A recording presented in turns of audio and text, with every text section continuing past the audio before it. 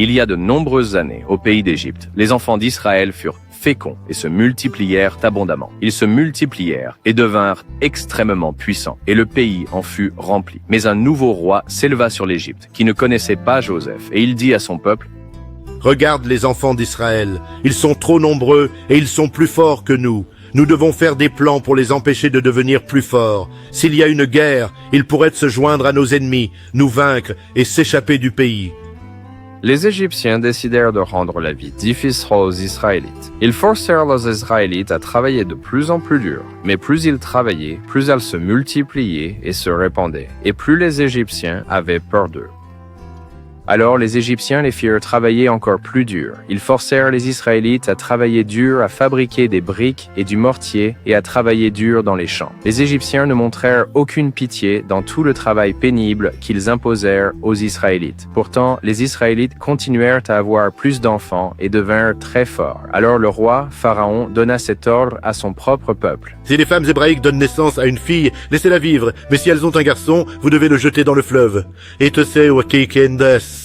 Pendant cette période, il y avait un homme nommé Amram, de la famille de Lévi, qui décida d'épouser une femme nommée Jochébed, de la tribu de Lévi. Elle tomba enceinte et donna naissance à un petit garçon. La mère vit combien le bébé était beau et le cacha pendant 3 mois. Après 3 mois, elle fabriqua un panier et le recouvrit de goudron pour qu'il flotte. Puis elle mit le bébé dans le panier et plaça le panier dans la rivière parmi les hautes herbes. La sœur du bébé resta pour voir ce qui arriverait au bébé. Tous une mère pleure, un petit garçon dans ses bras, un panier d'osier, un cœur en prière,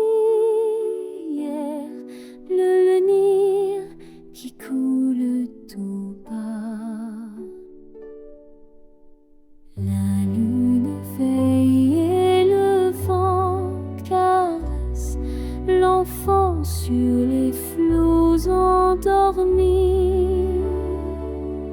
emporté loin par la tendresse d'un rêve d'avenir infini, où le fleuve à l'espoir grandit, porté par l'amour, guidé par la nuit. Petite étoile sur l'eau qui luit, dans le silence, la vie fleurit.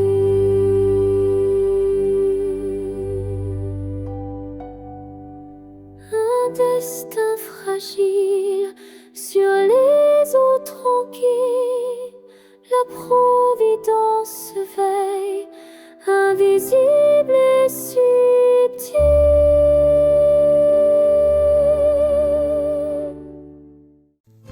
Puis la fille de Pharaon descendit pour se baigner au fleuve, et ses servantes marchaient le long de la rive. Et quand elle vit le panier parmi les roseaux, elle envoya sa servante le chercher. Et elle vit l'enfant dedans, et voici, le bébé pleurait. Alors elle eut compassion de lui et dit: C'est l'un des enfants hébreux.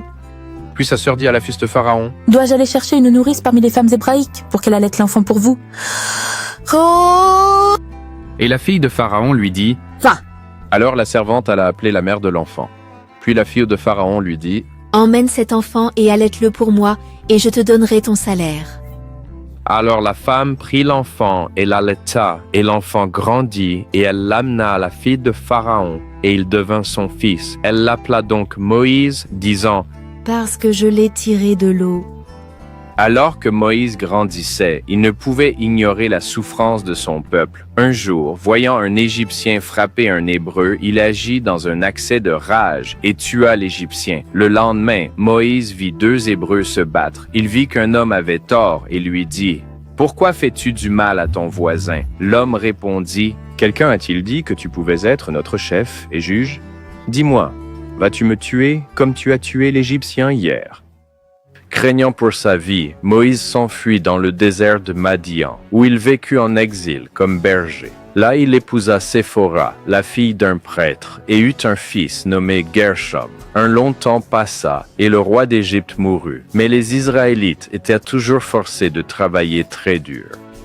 Ils ont crié à l'aide et Dieu les a entendus. Dieu a entendu leurs cris douloureux et s'est souvenu de l'alliance qu'il avait faite avec Abraham, Isaac et Jacob.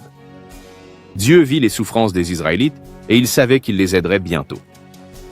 Un jour, Moïse faisait paître le troupeau de Jéthro, son beau-père, le prêtre de Madian, et il mena le troupeau derrière le désert et arriva à Horeb, la montagne de Dieu. Il vit un buisson qui brûlait sans être consumé par les flammes. Alors il décida de s'approcher du buisson pour voir comment un buisson pouvait continuer à brûler sans se consumer. Alors, quand le Seigneur vit qu'il se détournait pour regarder, Dieu l'appela du milieu du buisson et dit « Hé Moïse, Moïse !» Et il dit « Me voici. » Puis il dit « Metuhastus, ne t'approche pas de ce lieu. Retire tes sandales de tes pieds, car le lieu où tu te tiens est une terre sainte. Je suis le Dieu de ton père, le Dieu d'Abraham, le Dieu d'Isaac et le Dieu de Jacob. » Et Moïse cacha son visage, car il avait peur de regarder Dieu. Et le Seigneur dit « J'ai certainement vu l'oppression de mon peuple qui est en Égypte, et j'ai entendu leurs cris à cause de leurs oppresseurs, car je connais leurs souffrances. Je suis donc descendu pour les délivrer de la main des Égyptiens et les faire monter de ce pays vers un bon et vaste pays, un pays où coule le lait et le miel, au lieu des Cananéens, des Hittites, des Amoréens, des Phéréziens, des Éviens et des Jébusiens. Maintenant donc, voici, le cri des enfants d'Israël est venu jusqu'à moi, et j'ai aussi vu l'oppression avec laquelle les Égyptiens les oppriment. Viens maintenant donc, et je t'enverrai vers Pharaon pour que tu fasses sortir mon peuple, les enfants d'Israël, d'Égypte. » Mais Moïse dit à Dieu « Qui suis-je pour aller vers Pharaon et pour faire sortir les enfants d'Israël d'Égypte ?» Alors il dit « Je serai certainement avec toi, et ceci sera un signe pour toi que je t'ai envoyé. Quand tu auras fait sortir le peuple d'Égypte, vous servirez Dieu sur cette montagne. » Puis Moïse dit à Dieu « En effet, quand je viendrai vers les enfants d'Israël et que je leur dirai, « Le Dieu de vos pères m'a envoyé vers vous, et qu'ils me diront, « Quel est son nom ?» Que leur dirai-je ? » Et Dieu dit à Moïse « Je suis celui qui suis. Ainsi tu diras aux enfants d'Israël, « Je suis, m'a envoyé vers vous. » Alors Moïse répondit et dit « Mais supposons qu'ils ne me croient pas ou n'écoutent pas ma voix. Supposons qu'ils disent, « Le Seigneur ne t'est pas apparu. » Alors le Seigneur lui dit « Qu'as-tu dans la main ? Une verge. Jette-la par terre. » Il le jeta donc par terre, et il devint un serpent, et Moïse s'enfuit devant lui. Alors le Seigneur dit à Moïse, « Prends la main et prends-le par la queue, afin qu'ils croient que le Seigneur Dieu de leur père, le Dieu d'Abraham, le Dieu d'Isaac et le Dieu de Jacob, t'est apparu. » Le Seigneur a également ordonné à Moïse de mettre sa main dans son manteau, et quand il l'a retirée, elle était lépreuse. Après l'avoir remise et retirée à nouveau, sa main fut miraculeusement restaurée. Moïse a exprimé sa réticence à diriger en soulignant son manque d'éloquence, mais Dieu l'a rassuré en disant qu'il serait avec Moïse et lui enseignerait ce qu'il devait dire. Et Mongan, quand Moïse hésitait encore, la colère de Dieu s'enflamma, et il désigna Aaron, le frère de Moïse, pour parler en son nom, tout en instruisant Moïse de réaliser des signes avec le bâton. Après cette rencontre, Moïse prit sa femme et ses fils, les fit monter sur un âne et retourna au pays d'Égypte. Moïse et Aaron, le cœur plein de foi et d'obéissance, s'approchèrent de Pharaon avec une demande audacieuse de la part du Seigneur. « Laisse partir mon peuple, afin qu'il puisse tenir un festin dans le désert. » Mais Pharaon dit « Qui est le Seigneur pour que j'obéisse à sa voix et laisse partir Israël ? Je ne connais pas le Seigneur et je ne laisserai pas partir Israël. » Indifférents, Moïse et Aaron plaidèrent de nouveau, soulignant la nécessité de sacrifier au Seigneur de peur qu'il ne les frappe de fléau ou de l'épée. Mais le cœur de Pharaon s'endurcit davantage. Il accusa les esclaves hébreux de paresse et ordonna aux surveillants de ne plus fournir de paille pour la fabrication des briques tout en exigeant le même quota de briques.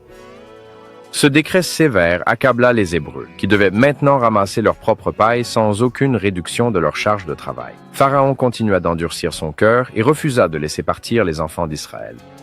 Moïse et Aaron, suivant le commandement de Dieu, ont démontré un miracle en transformant la verge d'Aaron en serpent devant Pharaon, dont les magiciens ont reproduit l'exploit. Mais la verge d'Aaron a avalé leur verge. Pourtant, le cœur de Pharaon est resté endurci. Le Seigneur a ordonné à Moïse et à Aaron d'avertir Pharaon que les eaux du Nil seraient changées en sang s'il refusait de laisser partir les Israélites.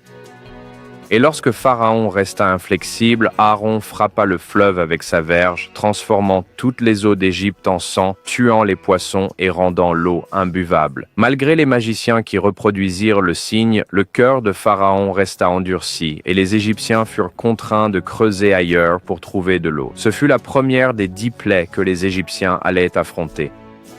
Dieu envoya une plaie de grenouilles qui infestèrent toute l'Égypte. Mais après que Pharaon ait supplié Moïse d'intercéder et que les grenouilles aient été enlevées, Pharaon endurcit de nouveau son cœur et refusa de libérer les Israélites. Puis Aaron frappa la poussière avec sa verge. Elle se transforma en poux infestant toute l'Égypte. Et bien que les magiciens de Pharaon aient reconnu cela comme l'œuvre de Dieu, le cœur de Pharaon resta endurci et il refusa d'écouter. Alors Dieu envoya des nuées de mouches qui envahirent l'Égypte, sauf Goshen, poussant Pharaon à céder temporairement et à demander l'intercession de Moïse. Mais une fois les mouches enlevées, Pharaon endurcit son cœur et refusa de libérer les Israélites. Alors Dieu envoya une peste sévère qui tua tout le bétail de l'Égypte, mais épargna le bétail des Israélites. Pourtant, le cœur de Pharaon resta endurci et il refusa toujours de libérer les Israélites. Puis Moïse et Aaron dispersèrent des cendres comme Dieu l'avait ordonné, provoquant des furoncles douloureux sur tous les Égyptiens et leurs animaux. Mais malgré la souffrance, le cœur de Pharaon resta endurci et il refusa d'écouter. Dieu envoya une tempête de grêle dévastatrice qui frappa l'Égypte sauf Goshen, amenant Pharaon à confesser son péché et à promettre de libérer les Israélites. Mais une fois la tempête passée, lui et ses serviteurs endurcirent leur cœur et refusèrent de les laisser partir. Alors Dieu envoya une dévastatrice invasion de sauterelles pour couvrir l'Égypte, consommant toutes les récoltes restantes et poussant Pharaon à se repentir brièvement et à demander du répit. Mais après le retrait des sauterelles, le cœur de Pharaon s'endurcit à nouveau et il refusa de laisser partir les Israélites. Dieu envoya une obscurité palpable sur l'Égypte pendant 3 jours, ce qui poussa Pharaon à proposer un compromis sur le départ des Israélites. Mais Moïse refusa l'offre, insistant pour emmener tout leur bétail, et le cœur de Pharaon resta endurci, aboutissant à une confrontation finale où il menaça Moïse de mort s'il revenait. Alors le Seigneur dit à Moïse, « Je vais infliger une dernière plaie à Pharaon et à l'Égypte. Ensuite, il vous laissera partir d'ici. » Quand il vous laissera partir, il vous chassera sûrement d'ici complètement.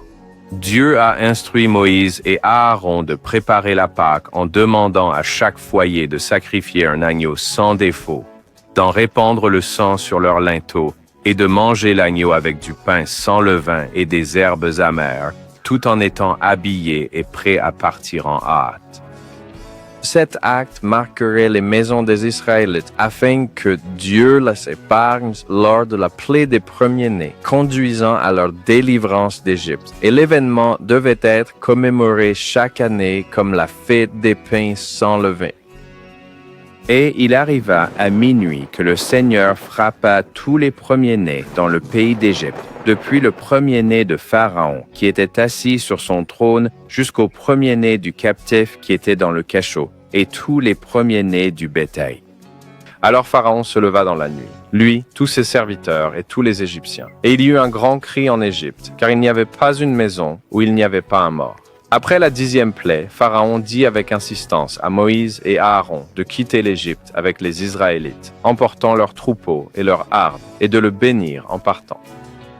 Les Égyptiens, craignant d'autres calamités, ont hâté leur départ et ont donné aux Israélites de l'argent, de l'or et des vêtements, leur permettant de partir rapidement et de commencer leur voyage de Ramsès à Sukkot, marquant la fin de 430 ans de séjour en Égypte et établissant la nuit comme une observance solennelle pour les générations futures.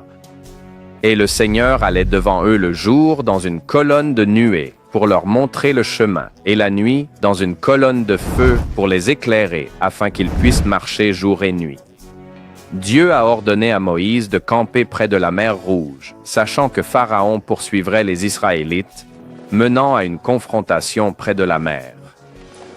Alors que les Égyptiens se rapprochaient, Moïse étendit sa main sur les eaux, et le Seigneur fit reculer la mer par un fort vent d'est et transforma la mer en terre sèche, et les eaux se divisèrent. Ainsi, les enfants d'Israël entrèrent au milieu de la mer sur la terre sèche, et les eaux formaient un mur à leur droite et à leur gauche. Et les Égyptiens les poursuivirent, et entrèrent après eux au milieu de la mer tous les chevaux de Pharaon, ses chars et ses cavaliers. Les Égyptiens poursuivants furent noyés lorsque Moïse étendit sa main sur la mer et que les eaux revinrent à leur profondeur complète. Les Israélites furent témoins de la destruction de l'armée égyptienne et furent remplis de crainte et de foi en le Seigneur et en son serviteur, Moïse. Alors qu'ils se réjouissaient, ils ne pouvaient s'empêcher de se demander quels nouveaux défis et merveilles divines les attendaient dans l'immense désert devant eux. Le voyage vers la terre où coule le lait et le miel ne faisait que commencer. Merci de regarder. Veuillez vous abonner, aimer et partager.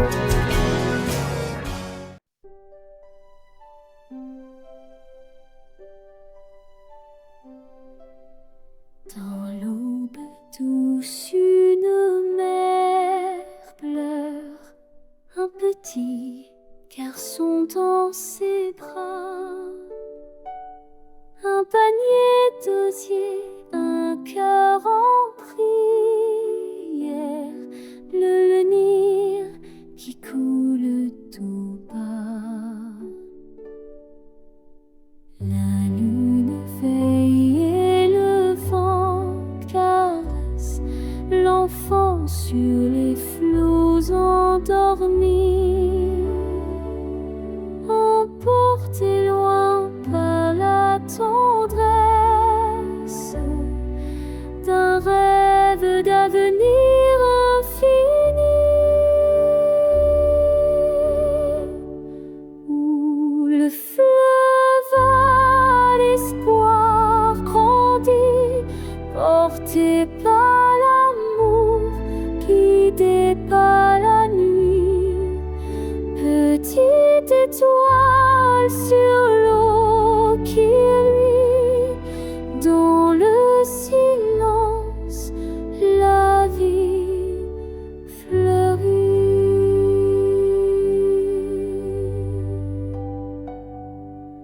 Un destin fragile sur les eaux tranquilles, la providence veille, invisible et subtil,